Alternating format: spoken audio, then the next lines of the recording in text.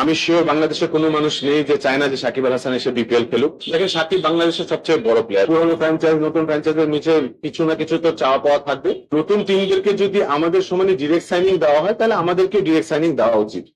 প্রথমত আমার কাছে মনে হয় যে আমরা এই বোর্ডকে আসলে ধন্যবাদ জানানো উচিত। বিকজ গত আমরা 7 বছর ধরে বা however many years we have been playing, আমার কাছে মনে হয় কমিউনিকেশন এখন অনেক বেটার হয়েছে। আমরা দে আর ভেরি রিচেবল।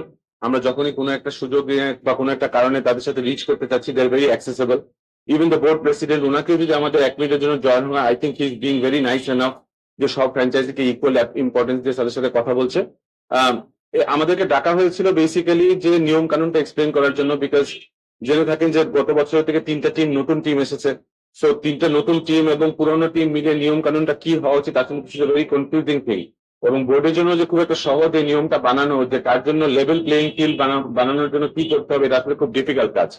তো আমার কাছে মনে হয় যে ওনারা ওনাদের বেস্ট ট্রাই করেছে নিয়মটা বলার জন্য যে নেক্সট স্টেপ কি হওয়া উচিত। বাট অবভিয়াসলি পুরোনো ফ্র্যাঞ্চাইজ নতুন ফ্র্যাঞ্চাইজের নিচে কিছু না কিছু তো চাওয়া পাওয়া থাকবে। সেই চাওয়া পাওয়াগুলো আমরা তাদেরকে সাবমিট করেছি।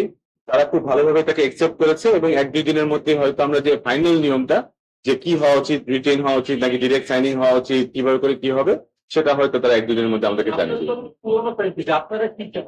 রিটেনশন এন্ড রিটেনিং কি চান? দেখেন, আমাদের বিষয়ে আমরা খালি একটা জিনিসই বলেছি, হচ্ছে যে যদি আমাদেরকে রিটেন করতে দেওয়া হয় তাহলে অন্য টিমের জন্য তো আসলে রিটেন করার কিছু নেই। এখানে 3টা টিম আছে। তো নতুন টিমদেরকে যদি আমাদের সমানে ডিরেক্ট সাইনিং দেওয়া হয় তাহলে আমাদেরকে ডিরেক্ট সাইনিং দেওয়া উচিত। ইন দ্য সেন্স যে আমরা যদি রিটেনশন করি তাহলে আমরা 14টা প্লেয়ারের সীমাবদ্ধ। আমাদের এই 14টা প্লেয়ার থেকে আনতে হবে। কিন্তু আসলে যেই 3টা টিম এই বছর খেলছে না, ওখানে অনেক বড় বড় প্লেয়ার আছে। For example Liton, Mustafiz, Towhid, they are all available. So for a broader aspect যদি ডিরেক্ট সাইনিং দিতে হয় তাহলে সবাইকেই দেওয়া হোক। আর যদি রিটেন কে তাহলে সবাই দিতে হবে, কারণ এখানে 3টা নতুন টিম আছে, তাদের তো রিটেন করার কিছু নেই। তো যদি একটা ডিরেক্ট সাইনিং হোক, 3টা ডিরেক্ট সাইনিং হোক, যেটাই হোক না কেন, সবার জন্য নিয়ম অ্যাটলিস্ট সমান হওয়া উচিত। একটা জিনিস যেটা সেটা হচ্ছে যে যারা পুরাতন দল এখনো পর্যন্ত আছে তারা নিজেরা নিজেদের মেম্বারশিপ করে আমরা যেটা সে অনেকেই কাজগুলো সেরে ফেলেছেন। আপনাদের আয়োজন এবং পেজ শর্ট সাকিব আল হাসান আপনাদের ফেলেছেন। আসলে আপনারা কিভাবে দলটা ছিঁড়েছেন বা কথা বলার চেষ্টা করেন এবং তাকে যদি বলেন আপনি কথাবার্তা বলছি। অনেস্টলি স্পিকিং গুছানোর মতো সিচুয়েশনে আমরা নেই, কারণ রিটেন হবে নাকি ডিরেক্ট সাইনিং হবে নাকি না, আপনি যদি বলতে চান তাহলে আমরা সব অ্যাসপেক্ট থেকে চিন্তা করে রেখেছি। নুরুল হাসান সোহান আমাদের টিমে অনেক বছর ধরে খেলছে। I don't think there is any doubt. I am sure আপনারা সবাই জানেন যে সোহান ওখানেই খেলবে। রিটেনশনের ব্যাপারে যদি খালি রিটেনশন হয় তাহলে আমাদের টিমে গত বছরও সাকিব খেলেছে, মাহাদি খেলেছে, হাসান মাহমুদ খেলেছে, শামীম পাটোয়ারি খেলেছে, শেখ মেহেদী খেলেছে। They are all big players. তো রিটেনশনের ব্যাপারে তাহলে আমাদের we have to pick and choose যে কাকে হওয়া উচিত। যদি ডিরেক্ট সাইনিং হয়, আমার কাছে মনে হয় না আমাদের বাইরে যাওয়া দরকার, because we have enough big players in our team. কিন্তু এখন পর্যন্ত ওই প্ল্যানিংটাতে যেতে পারিনি, কারণ এখন পর্যন্ত নিয়মটা এখন পর্যন্ত ফাইনালাইজ করা হয়নি। সাকিবের ব্যাপারে আপনি জিজ্ঞেস করছিলেন। দেখেন, সাকিব বাংলাদেশের সবচেয়ে বড় প্লেয়ার, এটা নিয়ে কোনো ডাউট নেই। কিন্তু ওর অ্যাভেলেবিলিটি নিয়ে তো এখনো ডাউট আছে। Availability is not in my control. It depends যে সাউথ আফ্রিকাতে খেলতে উনি আসেন না কিনা। সাউথ আফ্রিকা থেকে যদি উনি খেলতে আসেন তাহলে উইল হ্যাভ বিগার পিকচার, যে ঠিক আছে সাউথ আফ্রিকা যদি আসতে পারে তাহলে হয়তো পরে বিপিএল খেলতেও আসবো। তো বেসিক্যালি সাকিবের জায়গাটা এখন we are at a stand still.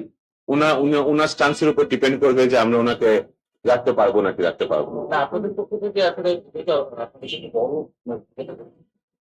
বোর্ডের প্রতি আপনাদের কোনো রিকোয়েস্ট বা ইয়া ছিল না যে তারাও সাকিবের ব্যাপারে দেখেন, সাকিবের ব্যাপারে আমি পার্সোনালি বলতে চাই যে আমি সাকিব আল হাসানকে এজ এ ক্রিকেটার চিনি। আমি এজ এ পলিটিশিয়ানও চিনি না, বা উনি ব্যক্তিগত লাইফে উনি কি করেন বা কি ব্যবসা করেন এটা আসলে অনেস্টলি আমার আইডিয়া নেই।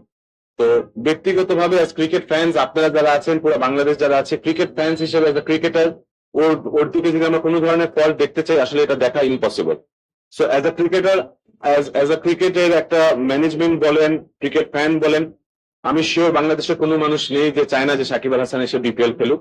সেটা আমরাও চাই। সেটা আমাদের ফ্র্যাঞ্চাইজে হোক, অন্য ফ্র্যাঞ্চাইজে হোক, বিপিএল এর জন্য হোক, বাংলাদেশের জন্য হোক, Shakib Al Hasan will always be an asset. আপনারা কি রেভিনিউ শেয়ারিং বলতে পুরোনো প্রাইভেট দিয়ে আপনাদের অনেক পুরোনো একটা দাবি এখন যখন চেঞ্জের বিষয় শেয়ারিং বললেন যে বর্তমান ভর্তি আপনাদের কথা শুনছে এই বিষয়টা আপনারা তুলেছিলেন এবং তারা কি একটা দেখেন, অনেস্টলি স্পিকিং 16 বছরে যে জিনিসটা হয়নি সেটা যদি আমরা বোর্ড থেকে 1 মাসের মধ্যে এক্সপেক্ট করি, it is a very difficult task. Faruk ভাই যে এই ইচ্ছাটা নেই এটা ভুল কথা।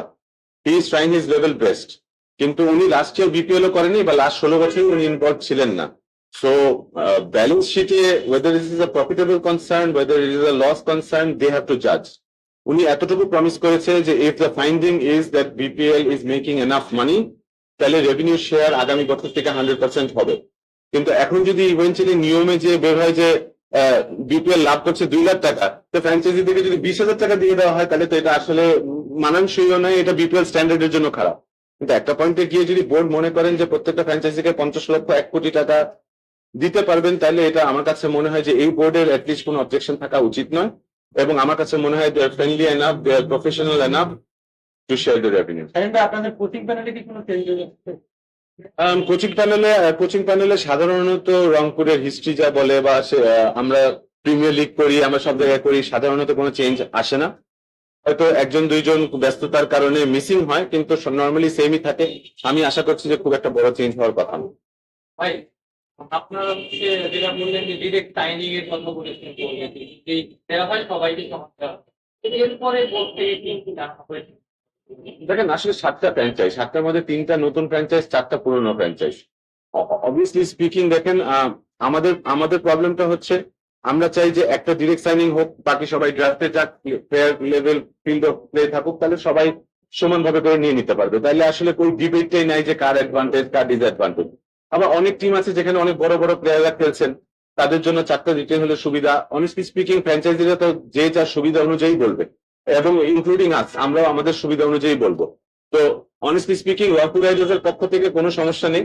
আমি মনে করি একটা ডিরেক্ট সাইনিং হোক, দুটো ডিরেক্ট সাইনিং হোক, যেটাই হোক না কেন, we don't have a problem. আরেকটু যোগ করি, আপনাদের টিমে যেমন গত 2 বছর কয়েকটি মিলিয়ে স্কোয়াডই ছিল, মানে 7-8 আরো বেশি প্লেয়ার রেখেছে। অনেক টিমগুলো লং টার্ম চিন্তা করে তারা 2 বছর ধরে একটা স্কোয়াড তৈরি করার চেষ্টা করেছে, তারা ড্রাফটে ওই প্লেয়ারদেরই তারা কালেক্ট করবে। কিন্তু এই বারবার যখন 2-3টা চেঞ্জেস হতে থাকে, তখন গিয়ে দেখা যায় আবার নিয়ম চেঞ্জ হয়ে যায়। এটা আপনাদের ফ্র্যাঞ্চাইজিতে টিম লং টার্ম 100%। এটা যদি বলে থাকেন তাহলে ভুক্তভোগী যদি কেউ হয়ে থাকে তাহলে পুরোনো ফ্র্যাঞ্চাইজিরাই হচ্ছে। আমার কাছে মনে হয় যে লাস্ট হিস্ট্রিতে মনে হয় 15 সালে আমরা দেখেছিলাম যে 15 সালে 17 সালে যে টিমগুলো খেলেছে 18 সালে তারা রিপিট করেছে। তাছাড়া প্রত্যেক বছরই নতুন টিম এসেছে। নতুন টিম আসার কথা কিছুক্ষণ আগে আমি একজনকে বলছিলাম যে দেখেন অ্যাসপেক্টটা ভিশনটা আরো বড় করতে হবে। আপনি যদি বসুন্ধরা গ্রুপের কথা চিন্তা করে থাকেন, বা আপনি যদি দেখেন যে আমাদের টিম ম্যানেজমেন্ট, আমরা কিন্তু খালি বিপিএল না, আমাদের ডিপিএল এর টিম আছে, আমাদের ফার্স্ট ডিভিশনের টিম আছে, সেকেন্ড ডিভিশনে we have a home ground of our own, আমরা ওখানে ইনফ্রাস্ট্রাকচার তৈরি করেছি। ভিশনটা যদি বড় হয়ে যায় তখন আপনার জন্য বিপিএল এর টিম বা ফ্র্যাঞ্চাইজ ওনার হওয়াটা খুব ছোট একটা ব্যাপার হয়ে যাবে।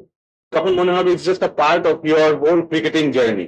কিন্তু কোন টিম যদি আসে খালি বিপিএল করবো, আমাদের প্রিমিয়ার লিগের উপর ভিশন নাই, মাঠ করার ভিশন নাই, একাডেমি করার ভিশন নেই, তখন একটা টিমের জন্য সাস্টেইন করা এই মডেলে আসলে খুব ডিফিকাল্ট হয়ে যায়, যেটার কারণে আমরা প্রায় দেখি যে মালিকানা চেঞ্জ হচ্ছে। কিন্তু আমার কাছে মনে হয় যে যারাই আসুক না করো, big business houses, whether it's a small businessman ও হোয়াট এভার, যারই আসবে ভিশনটা বড় করতে হবে। বিপিএল এর সাথে সীমাবদ্ধ থাকলে আমার কাছে মনে হয় ফ্র্যাঞ্চাইজ ক্রিকেট সার্ভাইভ করানো ডিফিকাল্ট।